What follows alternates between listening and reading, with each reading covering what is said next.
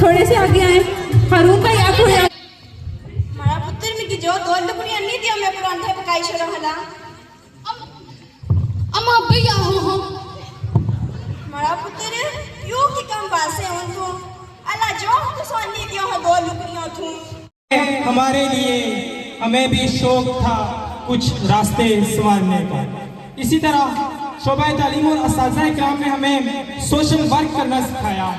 जैसे कि मैं अरसा 3 साल से जामिया कोटली में लाइफ लाइन फाउंडेशन का सदर रहा और इस प्लेटफॉर्म से हमने ब्लड डोनेशन कैंप, आगाही प्रोग्राम, सोशल वर्क और मुस्तहिक बच्चों की फीस हो या प्लांटेशन ड्राइव हो, बहुत से ऐसे काम किए जो हमारे लिए बाइसे मग़फ़िरत बनेंगे आखिरत की ज़िंदगी में। और इससे बढ़कर कि हमने कोशिश की, हम मेरे फेलोज ने मेरे साथ मिलकर कोशिश की कि हम हर घर तक तालीम पहुंचा सकें।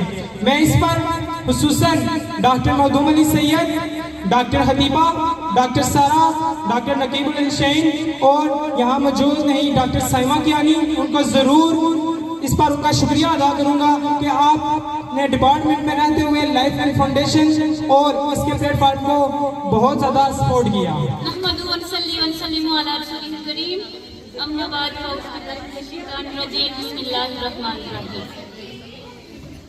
कभी मुश्किल ये दिन होगा, कभी मुश्किल ये रात होगी, कभी मुश्किल ये दिन होगा, कभी मुश्किल ये रात होगी।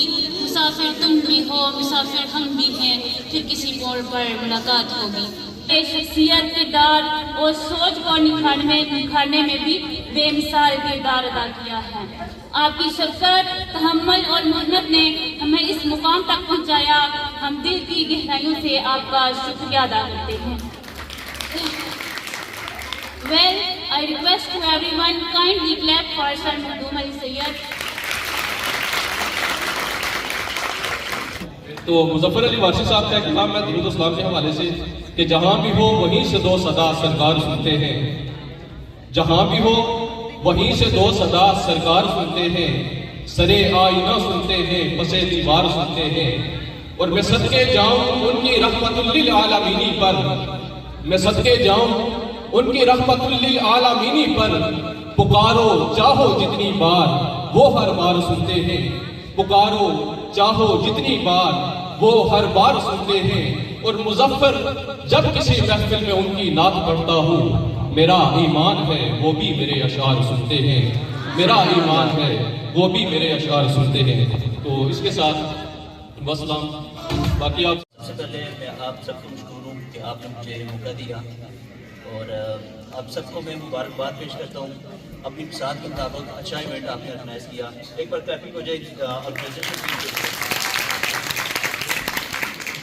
तो आप सबको मैं बेस्ट ऑफ लक कहना चाहता हूँ। उसके साथ एक शेर के साथ मैं इजाज़त चाहूँगा।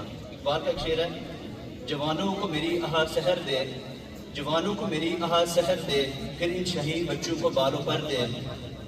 खुदाया आरज़ू मेरी यही है, मेरा नूर बसीरत आम कर दे। Thank you so much.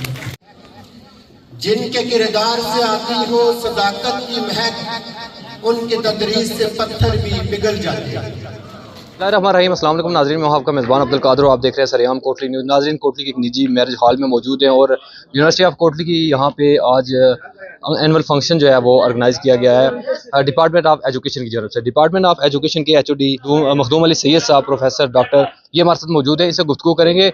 Sir, तालीम के साथ साथ इस तरह की सरगर्मियाँ होना भी ज़रूरी है, क्या कहना चाहते हैं डिपार्टमेंट ऑफ एजुकेशन के हवाले से, आज का जो प्रोग्राम हुआ इस हवाले से? जी शुक्रिया जी अब्दुल कादर, आपका, आपके इस न्यूज़ चैनल का भी शुक्रिया कि आपने कवरेज भी दी और फिर अब ये इंटरव्यू का सिलसिला भी कर रहे हैं। अल्लाह ताला आपको जज़ाए खैर दे। बुनियादी तौर पे ये है जी कि एजुकेशन को सिर्फ पढ़ने पढ़ाने का या तालीम सिर्फ जो है वो पढ़ने पढ़ाने का नाम नहीं होता कि आप कंटेंट्स जो हैं उनको रटा लगा लें, ABC पढ़ लें या इम्तिहान पास कर लें। असल में ये बिहेवियर फार्मेशन होती है।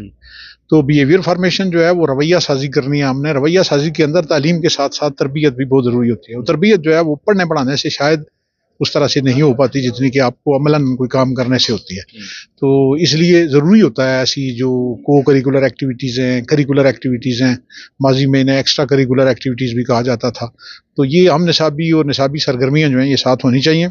ये होंगी तो इसके साथ साथ जो है वो बच्चों को, अब हमारे जो स्टूडेंट्स हैं उन्होंने कल टीचर बनना है, आज उन्होंने मैनेजमेंट सीखी है, आज के इस इवेंट से उन्होंने प्लानिंग सीखी है, आज के इस इवेंट से उन्होंने यानी स्टेज पे खड़े होकर कुछ परफॉर्म करना सीखा है। और लीडरशिप क्वालिटीज़ जो हैं वो अगर आपने पैदा करनी है अपने लर्नर्स के अंदर, यूनिवर्सिटियों का यही काम होता है। तो हमारा डिपार्टमेंट ऑफ एजुकेशन जो है वो इस पे फोकस करके सिर्फ पढ़ने पढ़ाने की हद तक नहीं, कंटेंट्स की हद तक नहीं, बल्कि तालीम के साथ साथ तरबियत के पर भी फोकस करता जा रहा है। बहुत शुक्रिया सर। जो ऑर्गेनाइजिंग टीम है उसके लिए क्या पैगाम है? बिलखसूस आज जो है वो जो 8th सेमेस्टर वाले उनको अलविदा किया गया है। जी 8th सेमेस्टर वालों को अलविदा किया है। 4 साल की तालीम और तरबियत के बाद वो हमसे जा रहे हैं जुदा होके, यानी अपना प्रोसेस मुकम्मल करके। और उनके लिए तो ये मैसेज है जी कि वो, जैसे माजी में भी मैं मुसलसल यही कहता रहा हूँ कि आप बेटा, आपने भी अगली ज़िंदगी में जाकर इंसानों की सनत के साथ आपका पाला पड़ना है। आपने कोई फैक्ट्री कारखाने ऐसे में नहीं काम करना जहाँ सीमेंट बन रहा है, सरिया बन रहा है। आप फिजिक्स और बायोलॉजी के लोग नहीं हो, आप एजुकेशन के लोग हो। तो आपने इंसानों की सनत के साथ जाके काम करना है, इंसान साजी करनी है। बच्चे आपके पास आएंगे, उनकी तालीम और तरबियत का मामला होगा।